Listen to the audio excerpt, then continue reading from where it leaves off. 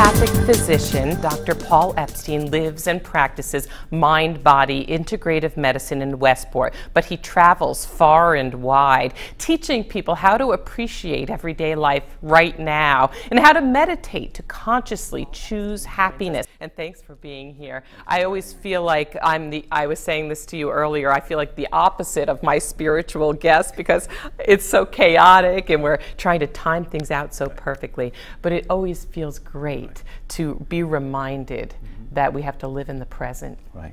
Is that a big part of this book? That's a key. When I was thinking of writing this book, as a physician, people mostly come to me because they're in pain and they're suffering and they're under a lot of stress. And I specialize in stress management. And one of the tools that I use as a meditation teacher and as a mind-body therapist is mindfulness, is meditation. And it brings us into the moment. And when I studied happiness to write this book and went into it further, because people want to get out of pain, but they also want to be happy. That's why we're here. And happiness happens in the moment. And it comes from inside. And it's actually a choice. So the mindfulness and the little techniques and meditations in the book are designed to bring you into the now, help you bring awareness to the moment, and then choose happiness through cultivating patience, through cultivating non-judgment, through cultivating letting things be a little bit more. Where does complaining fall into this? Complaining is part of what we all do. It's a habit, it's a conditioning. We must see that we do it, and then have another part of us choose to go a different path. That when we have awareness, oh, I'm complaining again. Okay, Paul, take it easy, stop. You have a choice. Say something nice. I teach at the Senior Center, the Westport Center for Senior Activities. We practice a lot of gratitude. We can wake up and go, my back hurts, this happened, there's death in the family, there's suffering, there's disease. There's also goodness. There's also things for us to be thankful for. And when we do, those intentions and those qualities and those experiences, which can be cultivated in meditation practice, bring us happiness into the moment. And it's also where healing happens. It happens in a moment. In the book, do you suggest people read it front to back or pick it up here and there? Well, you know, an interesting story. As a naturopathic physician, I began my career as a yoga teacher. I was one of those castaways on the island of Andros in the Bahamas looking for something about that sounds pretty wonderful. What's meaning in my life. And I had a tiny little book on yoga.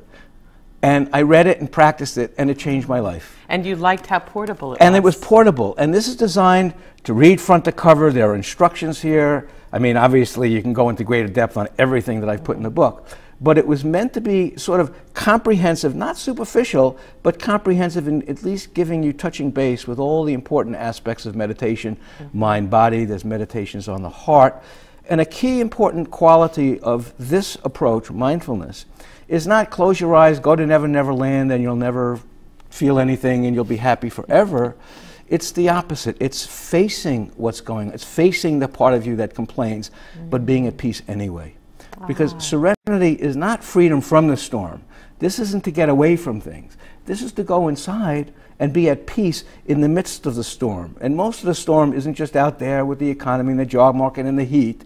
The storm is in here with our reactions and our habits and our conditionings and our addictions, which we all have. It's interesting because I think a lot of us think, well, once everything clears up, once every bill is paid, every problem is solved, then I'll relax and possibly meditate. Yes. But you're saying, take that, work with it. Right, exactly. The challenge in practice is to practice when things are fairly calm, so that when you're stuck in traffic on 95, you don't get into a road rage and you employ it. Or you're fighting with your spouse or a family member. Can you meditate anywhere?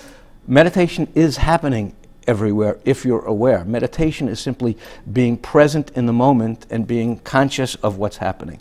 So we do that. How do you use something like this? Well, in terms of meditating anywhere and meditation being coming into the present moment, when we live in the future, we often have fear. In the past, we carry worries, and we're spending our life holding on, pushing away the fear, or resisting or worrying about the future. We're never present. The point of a meditation bell in practice, this is usually on retreat or if one is a meditator, is to kind of consolidate the period of silence during which one meditates. So I might ring a bell like this after instruction as a meditation teacher, where I've taught throughout Fairfield County over the last 30 years. And after instruction, we ring the bell, and that brings us to silence. It also anchors us to the inner experience of that peace. So peace, I'm not giving people peace. Meditation isn't giving people peace. We have peace inside of us. We just have to contact it. We just have to stop to connect to it and take a breath. It's kind of simple. You do have a good effect on all of us. We get more peaceful when you're around. Thank you so much, Dr. Epstein. We've got a break.